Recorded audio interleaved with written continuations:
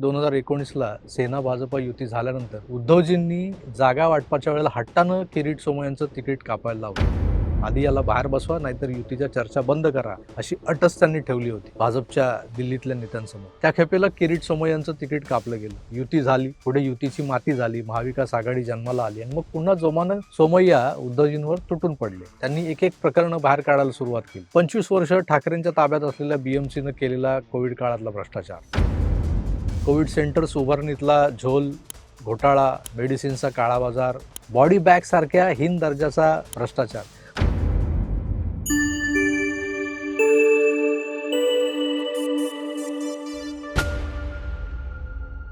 काल महानगरपालिकेच्या निवडणुकींमधली उमेदवारी मागे घेण्याचा अखेरचा दिवस होता आणि आज दिवसभरात जे जे अर्ज मागे घेतले गेले, जे जे चुकीच्या पद्धतीनं भरल्यामुळे, काही तांत्रिक चुकांमुळे बाद ठरवले गेले आणि दुसऱ्या बाजूला समोरचा उमेदवार बिनविरोध निवडून येण्याचा धडाका लागला. असं असताना मुंबई महानगरपालिकेच्या वॉर्ड क्रमांक 107 मध्ये जिथं भाजपा नेते किरीट सोमय्या यांचा मुलगा नील किरीट सोमय्या निवडणूक लढवतोय, त्या वॉर्डातली गंमत तुमच्या कानावर आलेली असेलच. हा एक वॉर्ड, इथली राजकीय स्थिती म्हणजे मुंबईतल्या सो कॉल्ड ठाकरे ब्रँडचा पर्दाफाश करणारी ठरते. कशी, ते या एपिसोडमधून समजून घेऊया. नमस्कार मित्र. मुलुंड LBS मार्ग लगतच्या प्रभागातून निवडून येणाऱ्या माजी नगरसेवक नील सोमय्याच्या वॉर्ड 108चं आरक्षण बदललं आणि त्याला दुसऱ्या वॉर्डातून लढवण्याऐवजी बसवण्याचा विचार पक्षातल्याच काही नेत्यांकडून सुरू झाला. आणि असं असताना सगळे अडथळे पार करत नील किरीट सोमय्यानं वॉर्ड क्रमांक 107 मधून तिकीट मिळवलं. अर्थात त्यामागे तो किरीट सोमय्यांचा मुलगा आहे, हे एक मोठं कारण होतं. तिकीट कापण्यामागेही हाच विचार होता की हा किरीट सोमय्यांचा मुलगा आहे. ज्यांना कापायचं होतं त्यांचं किरीट सोमय्यांशी काहीतरी वाकडं असणार आणि म्हणून त्यांना नील सोमय्या नको होता. आणि त्याने मागच्या टर्मला उत्तम काम करूनही तिकीट कापलं जात असताना ते मिळवलं. त्यामागे हाच फॅक्टर कामाला आला की तो किरीट सोमय्यांचा मुलगा आहे. किरीट सोमय्या, होय, तोच किरीट सोमय्या ज्यानं 2014ला शिवसेना भाजपा युती तुटताच उद्धव ठाकरेंना टार्गेट केलं होतं. सोमय्या सातत्याने ठाकरेंवर टीका करत होते. यात नुसती राजकीय टीका नाही, तर थेट शिवराळ भाषेतही त्याने हल्ले केले होते.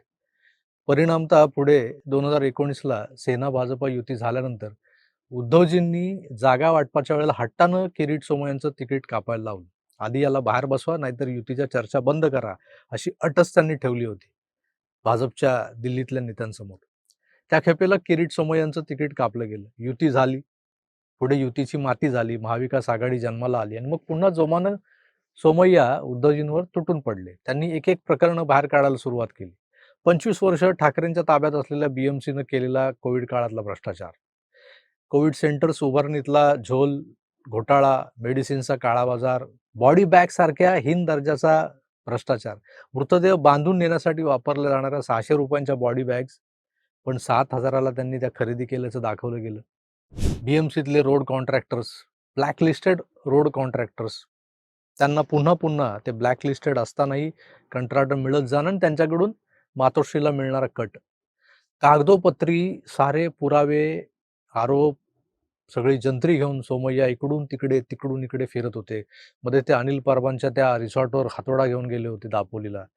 त्यानंतर त्यांच्या रडारवर आले आदित्य ठाकरे. दिशा सालियनच्या आत्महत्येच्या प्रकरणात संशय आहे म्हणून त्यांनी या ज्युनियर ठाकरेंनाही आरोपीच्या पिंजऱ्यात उभं केलं. ठाकरेंच्या बेनामी मालमत्ता शोधताना त्यांनी सौभाग्यवती रवींद्र वायकर, सौ स्वप्ना पाटकर आणि सौ रश्मी ठाकरे यांच्या नावावर असलेले अलिबागच्या 19 बंगल्यांचा जो विषय आहे तो लावून धरला. मातोश्री बंगला आता माफियांचा अड्डा बनलाय आणि ठाकरे त्या माफियांचे बॉस आहेत. ही टी गँग आहे, असं किरीट सोमय्या बोलायचे.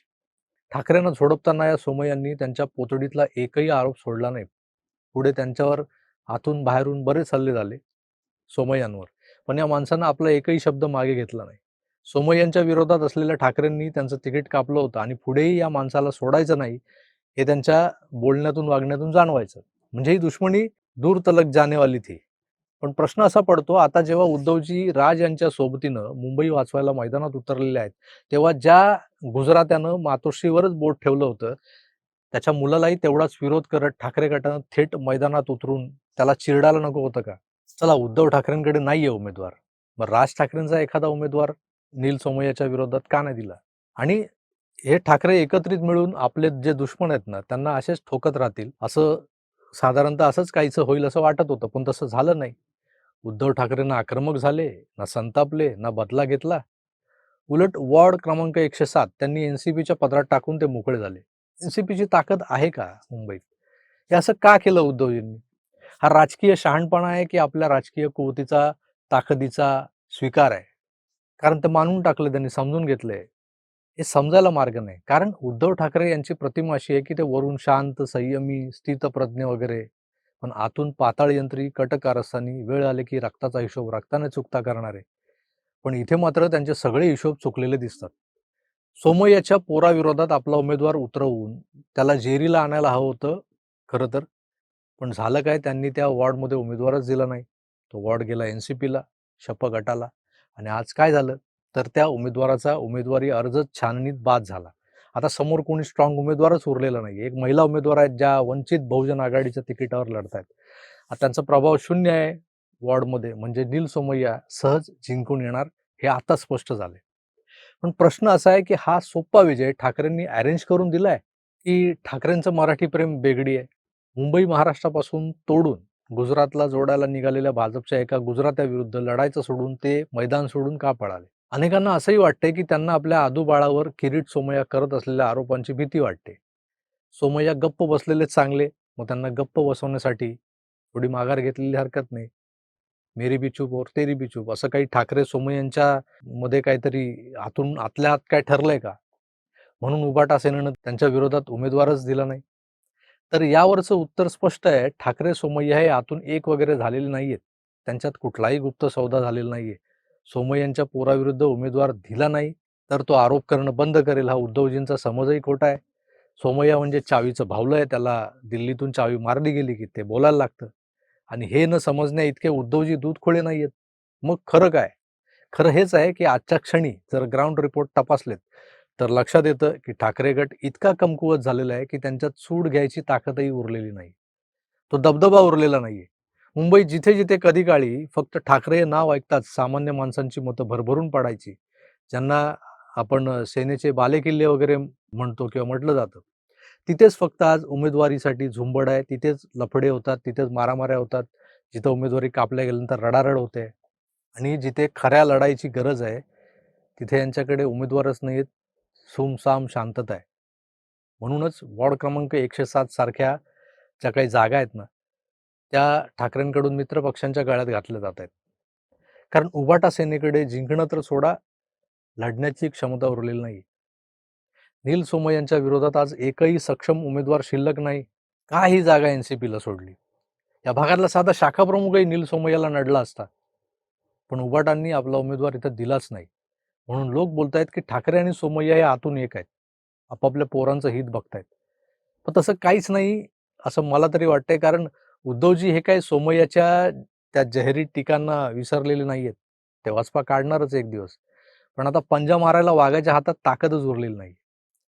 वाघ म्हातारा झालाय किंवा वाघाचे दात काढून घेतलेत कोणीतरी, अशी सर्कशीतल्या वाघासारखी अवस्था ठाकरे ब्रँडची मुंबईत झालेली आहे. त्यामुळे मुलुंडमध्ये नेमकं काय झालंय? सोमय्या ठाकरे यांचे सेटिंग की ठाकरेंनी आघाडीत दाखवलेला मोठेपणा, एनसीपीला सीट देणं? पण तोही उमेदवार न लढताच बाद होणं याचा अर्थ एकच आहे. मुंबईत ठाकरे ब्रँडचा बँड वाजलाय. ते एवढ्या मोठ्या प्रमाणात उमेदवार देऊ शकत नाहीयेत, नव्हते तरी त्यांनी ही मोठेपणा आगळीक केलेली आहे. कारण त्यांच्याकडे जिंकून येण्यासारख्या जागा नाहीयेत. आणि ज्या जागा आहेत त्या 20-25 त्याच्या पुढे नाही. आणि मग 20-25 जागांवर इच्छुक किती, तर 200. पण इतर ठिकाणी लढत द्यायला उमेदवार पुढे येत नाहीत, कारण ते जय पराजयाच्या खात्रीबद्दल साशंक आहेत मनातून. ठाकरे ब्रँडचा ढिंडोरा पिटल्यानंतर देखील कल्याण, डोंबिवली, ठाणे अशा ठिकाणी शिंदेसेना आणि भाजपचे नगरसेवक बिनविरोध निवडून येत आहेत. मनसेच्या जिल्हा प्रमुखांच अर्ज मागे घेत भाजपच्या उमेदवाराच्या विजयाचा मार्ग मोकळा करून दिला. यातच सगळं आलं. ब्रँडचा बँड वाजलाय.